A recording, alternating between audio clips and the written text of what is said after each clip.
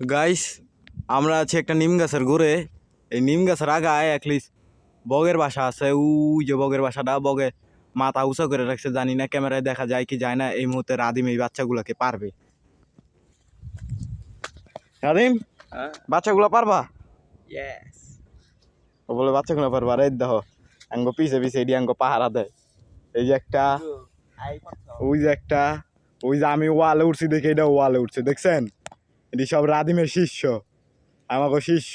আমি ওয়াল উঠতে খাড়া রয়েছি তো ওই যে ওমরা তো যায় ওয়াল উঠছে ওরা দুইটা। ওটা পারে না, ওই যে নিজেরটা ওইটা উঠোনের জায়গা পায় না, ওটা পারে না।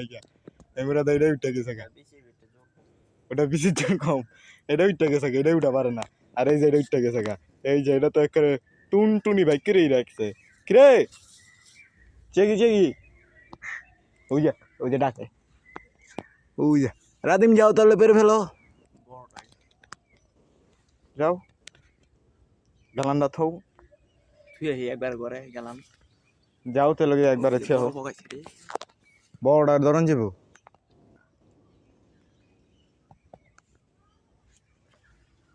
চলো ঘরে। আর এই যে হলো বাবুর পুকুর। এই পুকুর আমার কয়েকটা ব্লগ আছে, আপনারা দেখছেন যারা আমাদের সব সময় ভিডিও দেখেন।